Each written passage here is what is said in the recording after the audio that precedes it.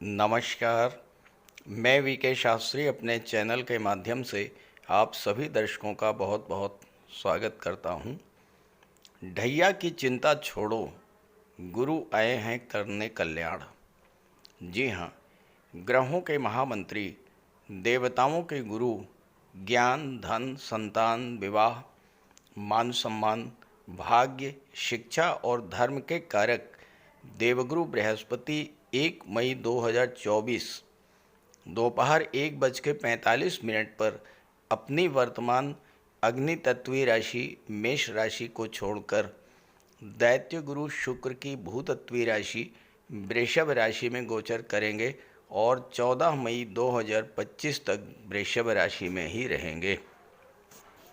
देवगुरु इस गोचर काल में 9 अक्टूबर 2024 को वृषभ राशि में मार्गी से वक्री होंगे और 4 फरवरी 2025 को पुनः मार्गी हो जाएंगे। गुरु का ये राशि परिवर्तन हम सभी के लिए बहुत ही महत्वपूर्ण है, क्योंकि कोई भी ग्रह अपना फल नक्षत्रों के माध्यम से ही प्रदान करते हैं और वृषभ राशि में 3 नक्षत्र आते हैं। तीनों ही नक्षत्र गुरु के मित्र ग्रहों के नक्षत्र हैं। वृषभ राशि में कृतिका, रोहिणी और मृगशिरा नक्षत्र आते हैं, जो कि सूर्य, चंद्रमा और मंगल के नक्षत्र हैं। 13 जून तक गुरु का गोचर कृतिका नक्षत्र में होगा, जो कि सूर्य का नक्षत्र है, और देवगुरु सूर्य के माध्यम से अपना फल प्रदान करेंगे। 13 जून से 20 अगस्त तक गुरु का गोचर रोहिणी नक्षत्र में होगा, जो कि चंद्रमा का नक्षत्र है, और देवगुरु चंद्रमा के माध्यम से अपना फल प्रदान करेंगे। 20 अगस्त से 28 नवंबर तक गुरु का गोचर मृगशिरा नक्षत्र में होगा, जो कि मंगल का नक्षत्र है, और देवगुरु मंगल के माध्यम से अपना फल प्रदान करेंगे। और इसके बाद 28 नवंबर को पुनः रोहिणी नक्षत्र में आ जाएंगे। तो इस तरह देवगुरु इस गोचर काल में अपने मित्र ग्रहों के माध्यम से अपना फल प्रदान करेंगे और हम सभी जातकों के लिए अत्यंत कल्याणकारी होगा ये गोचर। तो कर्क राशि के जातकों पर गुरु के राशि परिवर्तन का क्या प्रभाव पड़ेगा, इसी का विश्लेषण करेंगे इस वीडियो में। ये विश्लेषण आपकी चंद्र राशि के आधार पर किया जा रहा है और वीडियो के अंत में मैं आपको देवगुरु के उपाय भी बताऊंगा। तो ये है कर्क राशि के जातकों की कुंडली। देवगुरु का गोचर 1 मई को आपकी कुंडली के लाभ के भाव में होगा और यहाँ से गुरु की अमृतमयी दृष्टि सप्तम भाव, पंचम भाव और तीसरे भाव पर पड़ेगी। शनिदेव का गोचर अष्टम भाव में है और जब भी शनि लग्न से चौथे या अष्टम में होते हैं तो ढैया प्रभावी हो जाती है। कर्क राशि के जातकों के जीवन में 17 जनवरी 2023 से शनि की ढैया प्रभावी है, लेकिन कर्क राशि के जातकों को इस गोचर काल में अब ढैया से डरने की कोई आवश्यकता नहीं है, क्योंकि शनिदेव 6 अप्रैल से देवगुरु के नक्षत्र पूर्वा भाद्रपद नक्षत्र में गोचर कर रहे हैं और 3 अक्टूबर 2024 तक पूर्वा भाद्रपद में ही गोचर करेंगे। तो गुरु के माध्यम से अपना फल प्रदान करेंगे। इसके बाद लगभग पौने 3 महीने के लिए 3 अक्टूबर से 27 दिसंबर तक शनि राहु के नक्षत्र शतभिषा में चले जाएंगे और 27 दिसंबर को पुनः गुरु के नक्षत्र पूर्वा भाद्रपद में आ जाएंगे। तो इस तरह से इस पूरे गोचर काल में लगभग पौने 3 महीने को छोड़ करके शेष गोचर काल में शनिदेव गुरु के ही नक्षत्र में रहेंगे और इस तरह से आपको ढैया के कष्टों से बहुत बड़ी राहत मिलने जा रही है। और चूंकि गुरु भी अपने मित्र ग्रहों के नक्षत्र में गोचर करेंगे और शनि गुरु के नक्षत्र में, तो शनि और गुरु दोनों का शुभ फल आपको प्राप्त होगा। वर्तमान में देवगुरु आपकी कुंडली के दशम भाव में मेष राशि में गोचर कर रहे हैं। पिछले एक वर्ष से 22 अप्रैल 2023 से गुरु का गोचर मेष राशि में है और 1 मई को गुरु वृषभ राशि में आ जाएंगे 11वें भाव में। देवगुरु का पिछला गोचर आपके लिए ज़्यादा शुभ नहीं रहा।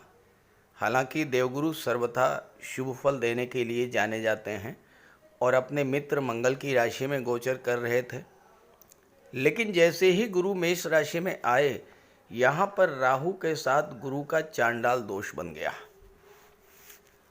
ये चांडाल दोष आपकी कुंडली में लगभग 8 वर्षों के बाद बना था और इस चांडाल दोष और ढैया के कारण आपको अत्यधिक कष्ट झेलना पड़ा होगा। 30 अक्टूबर को राहु नवम भाव में आ गए। चांडाल दोष तो समाप्त हो गया, लेकिन 31 दिसंबर तक देवगुरु वक्री रहे और जब वक्री से मार्गी हुए तो उस समय गुरु का गोचर केतु के नक्षत्र अश्वनी में था और केतु और गुरु के बीच में 6-8 का संबंध बन रहा था। षडाष्टक योग बन रहा था। केतु से काउंट कीजिए, 1 2 3 4 5 6 7 8।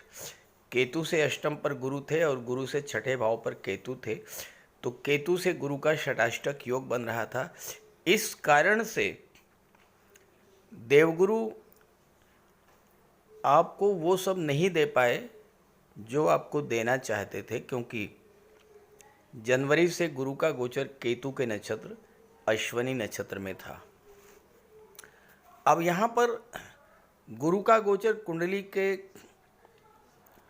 दशम भाव में था और गुरु की दृष्टि चौथे भाव पर पड़ रही थी।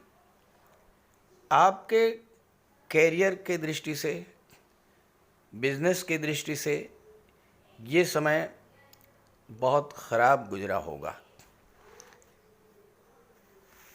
राहु के कारण आपके कार्य बनते बनते बिगड़ गए होंगे, आपके कार्यों में रुकावट आई होगी, शासन सत्ता का आपको सहयोग नहीं मिला होगा और कुछ जातकों के लिए तो ऐसा भी हुआ होगा कि जनवरी 24 में जब गुरु केतु के नक्षत्र में आए तो उनकी लगी लगाई नौकरी भी छूट गई होगी और फिर नौकरी नहीं मिली होगी। आपके खर्चे नियंत्रण से बाहर हो गए होंगे। आपको ना तो धन मिल पाया होगा, ना ही धन का संचय हो पाया होगा। देवगुरु आपके कुंडली के भाग्य भाव के स्वामी होकर के कर्म के भाव में गोचर कर रहे थे, लेकिन गुरु के पीड़ित होने के कारण, चांडाल दोष बनने के कारण भाग्य का भी आपको साथ नहीं मिला होगा। चौथे भाव पर दृष्टि पड़ने के कारण भूमि भवन प्रॉपर्टी को लेकर के किसी तरह का कोई विवाद बना होगा और धन के भाव पर गुरु राहु का प्रभाव होने से आपका धन का भंडार धीरे धीरे समाप्त होता चला गया होगा। आपका बैंक बैलेंस शून्य हो गया होगा और चूंकि गुरु छठे भाव के भी स्वामी हैं, तो हो सकता है कि कुछ जातकों को कर्ज भी लेना पड़ा हो। चूंकि गुरु का संबंध चौथे भाव से भी है और छठे भाव से भी है, तो ये भी हो सकता है कि कुछ लोगों को अपना कर्ज चुकाने के लिए कोई प्रॉपर्टी भी बेचनी पड़ी हो। व्यापार में मंदी, नौकरी में लगातार अप डाउन्स, आर्थिक संकट, खराब स्वास्थ्य, मानसिक चिंताएं बढ़ने के कारण आपकी नींद भी प्रभावित हुई होगी और अगर ऐसा हुआ हो तो कमेंट करके ज़रूर बताइएगा। 1 मई को देवगुरु के राशि परिवर्तन करते ही जो पहला प्रभाव पड़ेगा वो ये होगा कि आपको पिछली परेशानियों से राहत मिलनी शुरू हो जाएगी। हालांकि एकदम से राहत नहीं मिलेगी, क्योंकि कोई भी ग्रह जो लंबे समय तक एक ही राशि में गोचर करता है वो धीरे धीरे ही अपना फल प्रदान करता है, और देवगुरु एक राशि में लगभग 1 वर्ष तक गोचर करते हैं। अब यहाँ पर 13 जून तक देवगुरु का गोचर सूर्य के नक्षत्र कृतिका नक्षत्र में होगा। सूर्य आपकी कुंडली में लाभ के भाव के स्वामी, धन के भाव के स्वामी हैं। तो आते ही देवगुरु जो सबसे पहला कार्य करेंगे वो ये करेंगे कि आपकी आर्थिक समस्याओं को समाप्त करेंगे। लाभ के भाव में हैं और सप्तम भाव पर दृष्टि पड़ रही है, तो आपको व्यापार व्यवसाय से लाभ की प्राप्ति होगी। बिजनेस में जो अप डाउन्स लगे हुए थे वो समाप्त होंगे। कोई अच्छा पार्टनर आपको मिलेगा और व्यापार से आपको धन की प्राप्ति होगी। तीसरे भाव पर गुरु की दृष्टि पड़ेगी, आपको यात्राओं से लाभ मिलेगा, छोटे भाई बहनों से लाभ मिलेगा, और ख़ास करके वो जातक कर्क राशि के जो कला जगत, फिल्म जगत से जुड़े हुए हैं, टीवी सीरियल या मॉडलिंग के क्षेत्र से जुड़े हैं, सोशल मीडिया से जुड़े हैं, उनके लिए भी ये समय धन प्राप्ति का और धन के संचय का होगा। क्योंकि गुरु की दृष्टि सप्तम भाव पर पड़ रही है, सप्तम भाव व्यापार व्यवसाय का होता है और सूर्य के माध्यम से फल प्रदान करेंगे, तो वो जातक जो कि चूँकि सप्तम भाव दशम का दशम होने के नाते आपके कैरियर प्रोफेशन को भी शो करता है, तो वो जातक जो कि सरकारी सेवा में हैं, उच्च प्रशासनिक पदों पर हैं, न्यायिक सेवा में हैं, विदेश सेवा में हैं, राजनीति के क्षेत्र में हैं, या फिर वो जातक जो कि स्वर्णकार हैं, जौहरी हैं, जो फाइनेंसर हैं, मैनेजमेंट के क्षेत्र में हैं, राजदूत हैं, अंतरिक्ष विज्ञान से जुड़े हुए हैं, फोटोग्राफी या फिल्म निर्देशन से जुड़े हुए हैं, ऐसे सभी जातकों के लिए देवगुरु के और सूर्य के प्रभाव से धन प्राप्ति के एक से अधिक अवसर प्राप्त होंगे। और चूँकि गुरु भाग्य के स्वामी हैं, सूर्य के नक्षत्र में गोचर कर रहे हैं, तो भाग्य को भी चमका देंगे।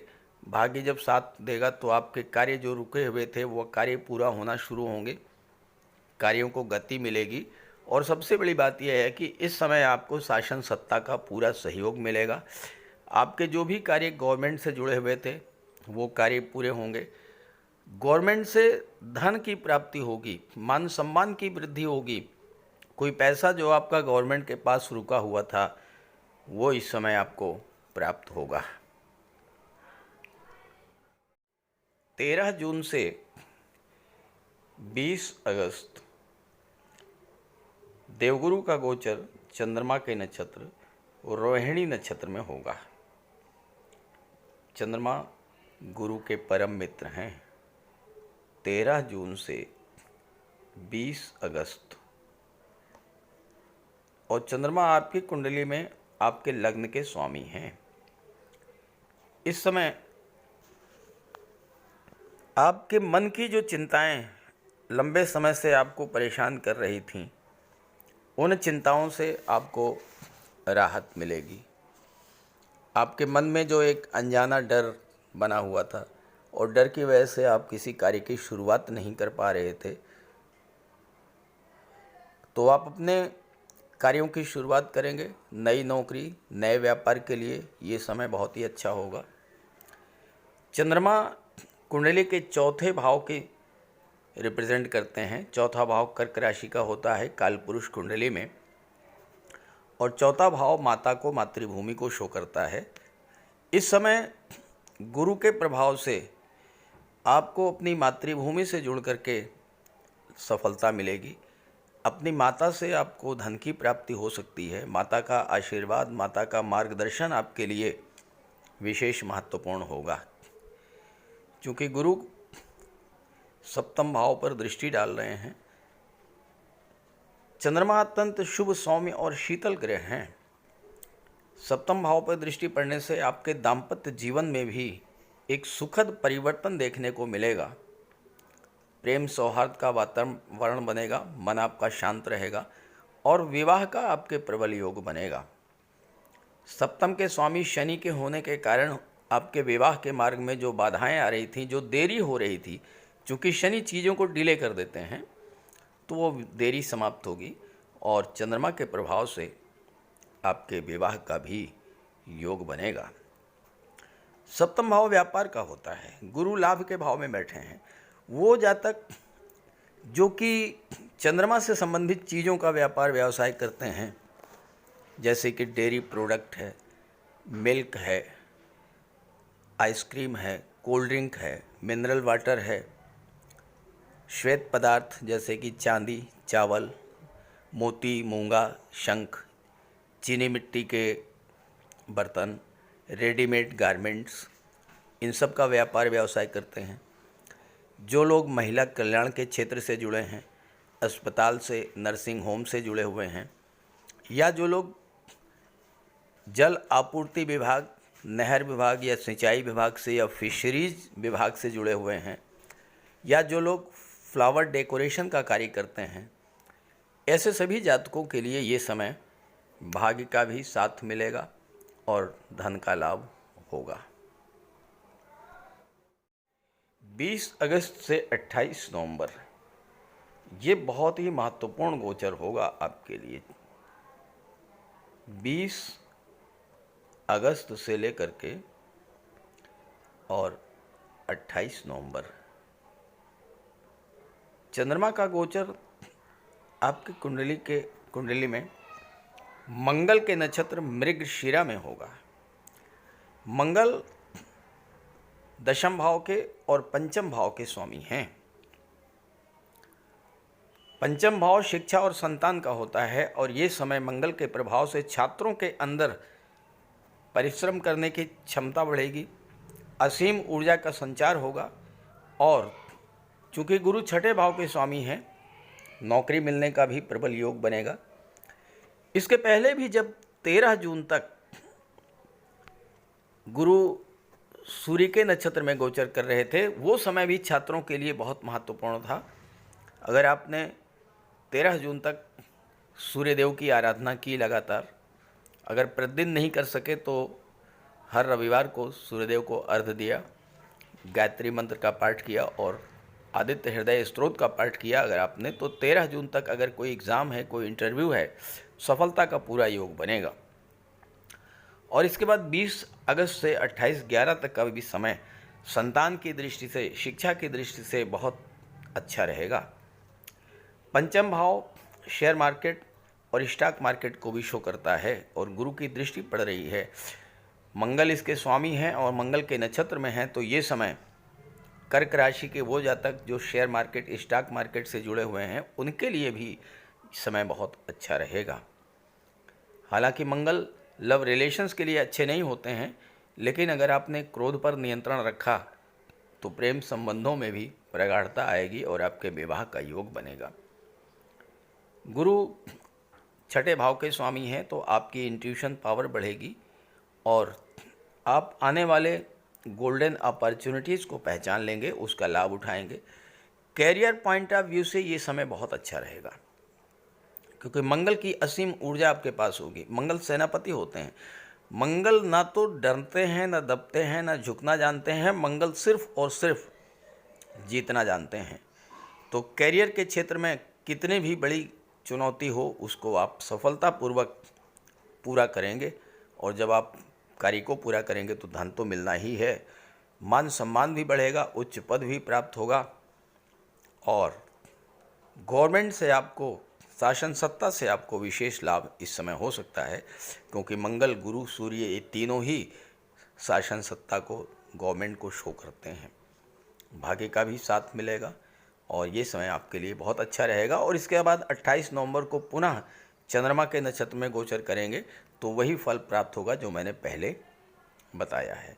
तो इस तरह से नक्षत्रों के आधार पर देवगुरु आने वाले 1 वर्ष में आपको क्या क्या फल प्रदान करेंगे, इसका मैंने विश्लेषण किया है। ये आपको अच्छा लगा हो तो अपने साथियों, मित्रों को भी शेयर कीजिएगा। और अगर आपकी जन्म कुंडली में गुरु कमज़ोर हैं तो गुरु का उपाय भी कर लीजिएगा। तो बात करते हैं उपायों पर।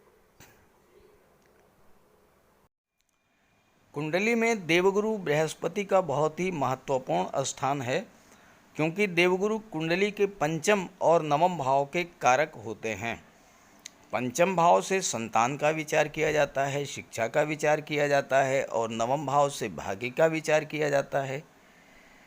गुरु ग्रह भाग्य के लिए जिम्मेदार माने जाते हैं और किसी भी कार्य की सफलता के लिए देवगुरु का मजबूत होना बहुत ज़रूरी है।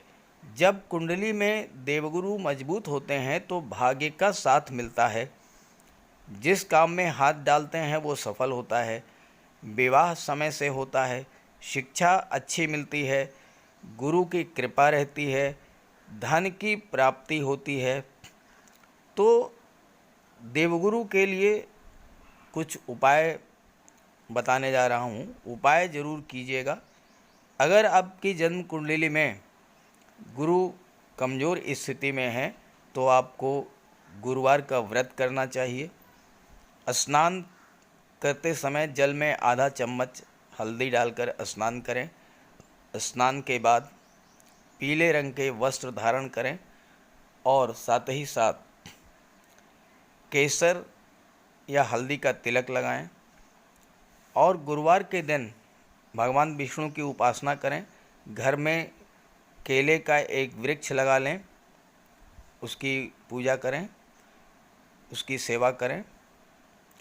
भोजन में चने के बेसन, चीनी और घी से बने लड्डू का सेवन करें और अपनी क्षमता के अनुसार पीले वस्त्र, हल्दी, शहद, धार्मिक पुस्तकें, इन सब का दान कर सकते हैं। अगर गुरु ग्रह कमज़ोर है तो पुखराज धारण करें, लेकिन इसके लिए किसी योग्य ज्योतिषी की सलाह ले लें। माता पिता, गुरु और बुज़ुर्गों का सम्मान करें, उनकी देखभाल करें और उनका आशीर्वाद प्राप्त करें। साफ सफाई रखें, गुरु की सेवा करें और दही और चावल गरीबों को खिलाएं। किसी गरीब को, किसी दिव्यांग व्यक्ति को भोजन कराएं। किसी वृद्धाश्रम में जाकर के वृद्धों के साथ कुछ समय बिताएं, उनकी समस्याओं को जानें, समझें। कोई ज़रूरी नहीं है कि आप धन से ही सहायता करें, तन और मन से भी आप मदद कर सकते हैं दूसरों की, और ऐसा करने से देवगुरु अत्यंत प्रसन्न होते हैं। और जब देवगुरु बलवान होंगे तो आपको पूरा लाभ मिलेंगे। तो ये उपाय करके देखिएगा, लाभ होगा। कमेंट करके बताइएगा ताकि आपके साथियों को भी इसका लाभ मिल सके। नमस्कार।